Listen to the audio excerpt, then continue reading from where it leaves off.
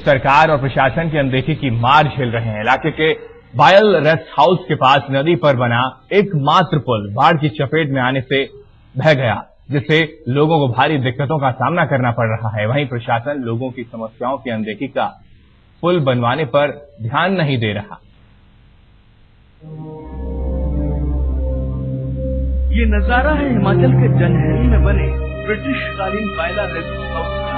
चारों तरफ से लुभाने वाली हरी भरी वादियों से घिरा है, लेकिन इलाके की तस्वीरें जिसकी खूबसूरत है उससे कहीं ज्यादा यहाँ के लोगों की परेशानी।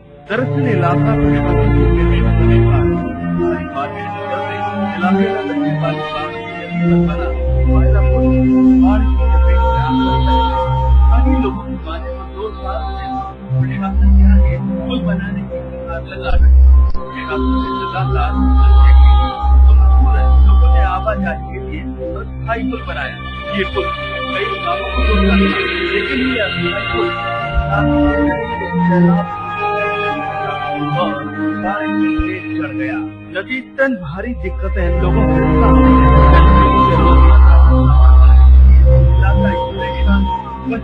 रेस्ट हाउस सुनना पड़ा है। पुल बह जाने से सैलानी रेस्ट हाउस तक नहीं पहुंच पा रहे हैं।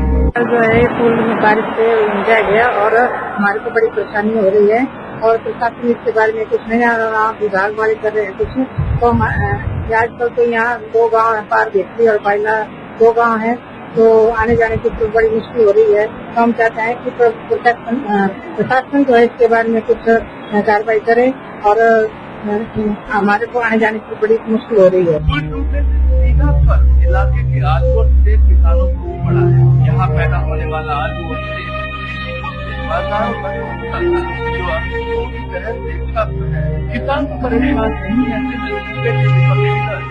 लेकिन को सरकार के खिलाफ मुंह खोलने का मौका मिल गया। बीजेपी बड़े आंदोलन की बात कह रही है। यह जो जंजैहली पंचायत में बाखरी खड्ड के ऊपर जो ये पुल बना है, ये पिछले 2 साल से ध्वस्त पड़ा है और लोगों को बहुत असुविधा का सामना करना पड़ रहा है। लोगों के बार बार आग्रह करने के बाद भी यह पुल जो नया नहीं बना है, अभी कल ही भारी बारिश हुई जिसकी वजह से यह पुल द्वारा ढह गया है और लोगों को और भी असुविधा हो रही है। बार बार आग्रह करने के बाद भी अगर यह पुल दोबारा नहीं बना तो हो सकता है लोगों को मजबूरन जो है आक्रोश भारी होगा। सूबे में सरकार कांग्रेस की लोगों की सुन नहीं रही, वहीं बीजेपी पुल के जरिए सियासी आंदोलन खड़ा करने की फिराक में। लोग मजबूर हैं, लगातार स्थानीय बातों और मौसम की मार झेल रहे हैं। सवाल यही है कि आखिर कब तक पुल बनेगा। देवराज कौशल, TV100 जनहरी।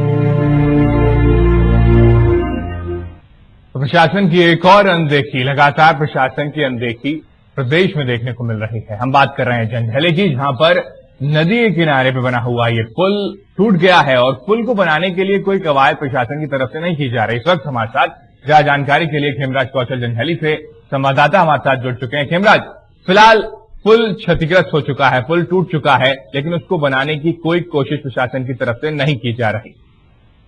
जी हेमंत, ये पुल को टूटे हुए 2 वर्ष से भी ज्यादा हो चुके हैं और लोगों ने काफी दिनों से कई बार प्रशासन के सामने ये मामला रखा कि इस पुल को जल्द से जल्द निर्मित किया जाए, मगर ना प्रशासन इसके बारे में सोच रहा, ना सरकार इसके बारे में सोच रही है और इसके साथ लगते कई गांव पिछले कई वर्षों से ये परेशानी झेल रहे हैं, विशेषकर जो स्कूल को आने वाले बच्चे हैं, क्योंकि यहाँ पे एक अस्थायी पुल बनाया था जिसपे से गुजरना बहुत मुश्किल था और पिछले कल ये वो भी ध्वस्त हो गया है।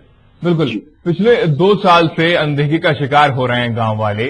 फिलहाल गांव वालों का क्या कहना है? उनकी शिकायत उन्होंने कहां तक की? प्रशासनिक अधिकारियों से वो मिले हैं या फिर स्थानीय नेता से उनकी मुलाकात हो पाई है, उनसे शिकायत उन्होंने की है?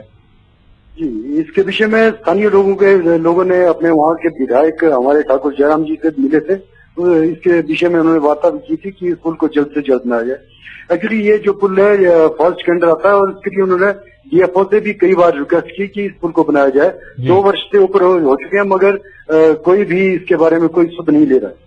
जी, वहां के जो लोग हैं कैसे आना जाना कर रहे हैं? आवाजाही में भारी परेशानी उनको होती होगी, आखिर को जाते कैसे हैं? चाहे स्कूल के बच्चों की बात कर लें या फिर जो रोज अब सर्विस पे जाते हैं, उनको किस तरीके की परेशानी वहां पर होती?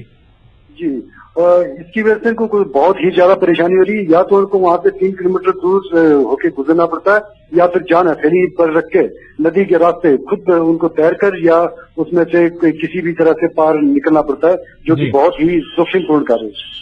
जी, हेमराज, प्रशासनिक अधिकारियों से आपकी कोई बातचीत हो पाई कि इस पुल को बनवाने के लिए कोई आश्वासन स्थानीय नेता की तरफ से कोई दिया गया, या प्रशासनिक अधिकारी इस पर कोई पहल कर रहे हैं?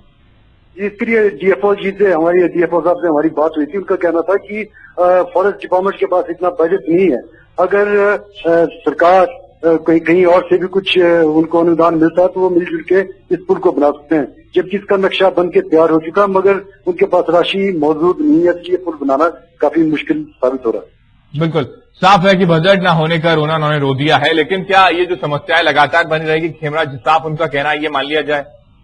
जी, इस तरह तो ये लग रहा है कि ये पुल आने वाले 10 सालों में भी नहीं बन सकता, क्योंकि ना इसके लिए कोई प्रशासन दिलचस्पी ले रहा, ना कोई फॉरेस्ट डिपार्टमेंट। इसलिए लोगों को मजबूरन अब ये बोल रहे हैं, लोगों का कहना है कि 1-2 दिनों में लगता है कि हमको खुद फिर से अस्थायी पुल तैयार करना पड़ेगा, ताकि हमको सुविधाओं का सामना न करना पड़े। बिल्कुल, समस्या बहुत बड़ी है। 2 साल से ये समस्या चली आ रही है, लेकिन अभी तक कोई भी कोशिश प्रशासनिक स्तर पर नहीं की गई। हेमराज, क्या लगता है कि आगे अगर आश्वासन की बात करें, आश्वासन भी नहीं दिया जा रहा है, साफ कहना है कि बजट नहीं है और बजट की वजह से लोगों में रोष है, आक्रोश जरूर होगा।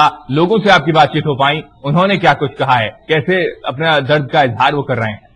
जी, लोगों का ये कहना है कि जिस वक्त वोट का वक्त आता है उस वक्त कई बातें करते हैं, मगर ये छोटी सी बात है, सिर्फ एक पुल लगाना है, जो कि बहुत ही महत्वपूर्ण है। सबसे बड़ी बात है कि वहाँ पे फॉरेस्ट रेस्ट हाउस है, जो पिछले 2 सालों से बंद पड़ा है। वहाँ पे कोई भी नहीं आता। एक जमाना था जब वहाँ पे बड़े बड़े अधिकारी और जितने भी नेतागण वहीं कहते थे। पुल टूटने के बाद उन्होंने जरा ये भी नहीं देखा कि पुल निर्माण किया जाए, ताकि उनको भी सुविधा और ग्रामवासियों को भी सुविधा हो। बिल्कुल जी, चलिए, बहुत बहुत शुक्रिया तमाम जानकारी हम तक पहुंचाने के लिए। साफ है कि वोट मांगने के लिए नेतागण आ जाते हैं और वोट मांगने की अपील लगातार वो करते रहते हैं, लेकिन जब वक्त होता है वाकई में उनकी मदद करने का, तब कोई भी नेता वहां पर दिखाई नहीं देता। दूर दूर तक कोई नेता दिखाई नहीं देता।